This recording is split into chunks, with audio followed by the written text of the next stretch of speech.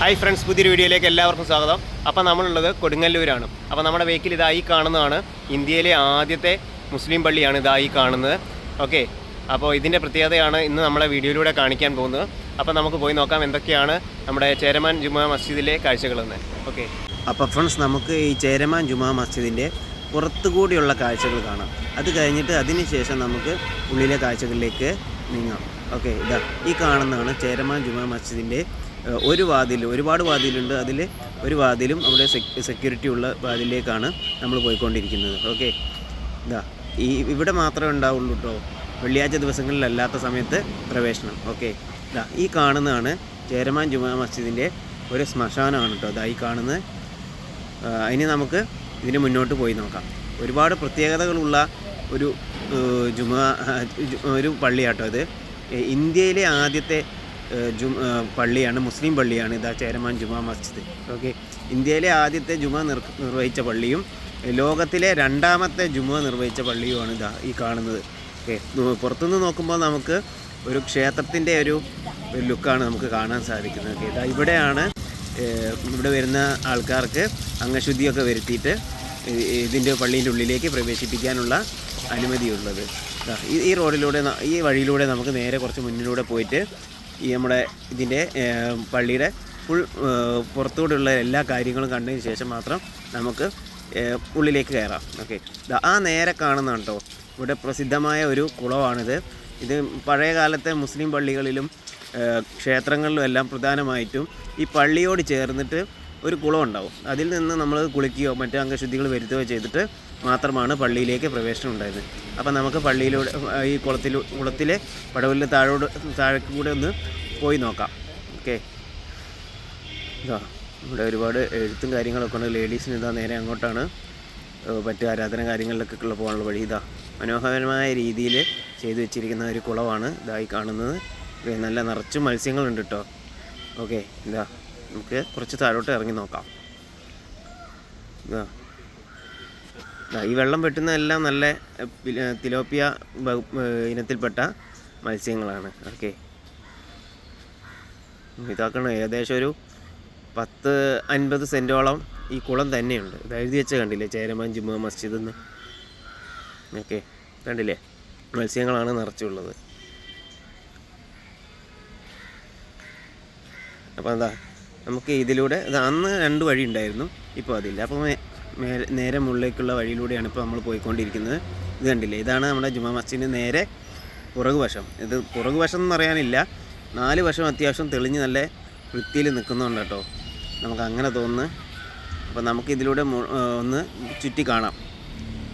Okay, അതിൽ മുകളിലേക്കുള്ള വഴിയാണ് ഇതാ കൊടുത്തിരിക്കുന്നത്. ഓക്കെ, ഇത് കണ്ടില്ലേ, അതിമനോഹരമായ രീതിയിലുള്ളൊരു നിർമ്മിതിയാണ് ഇതായി കാണുന്നത്. ഇത് ക്ഷേത്രമല്ല എന്നാരും പറയില്ല.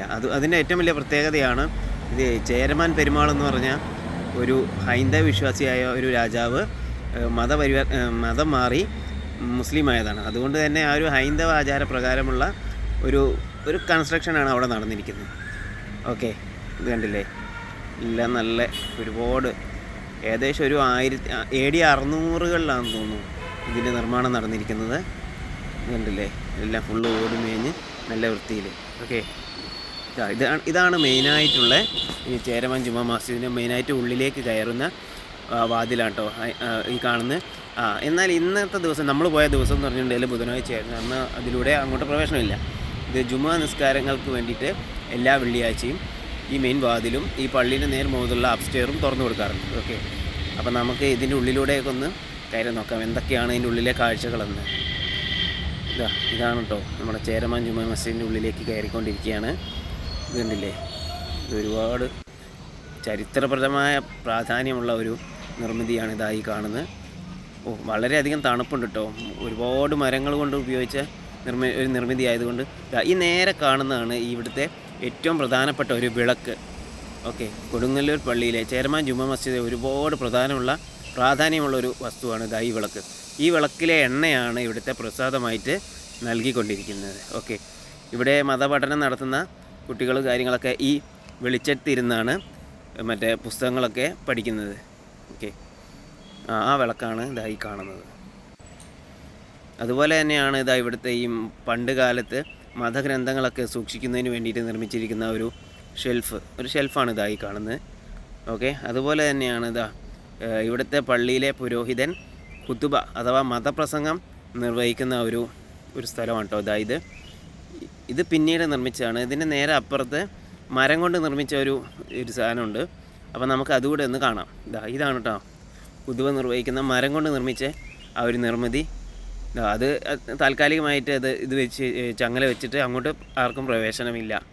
ഓക്കെ, അത് അതിൻ്റെ നശിച്ചു പോകുന്നുള്ള പേടി കൊണ്ടായിരിക്കാം അത് അവർ നിർത്തിയിരിക്കുന്നത്.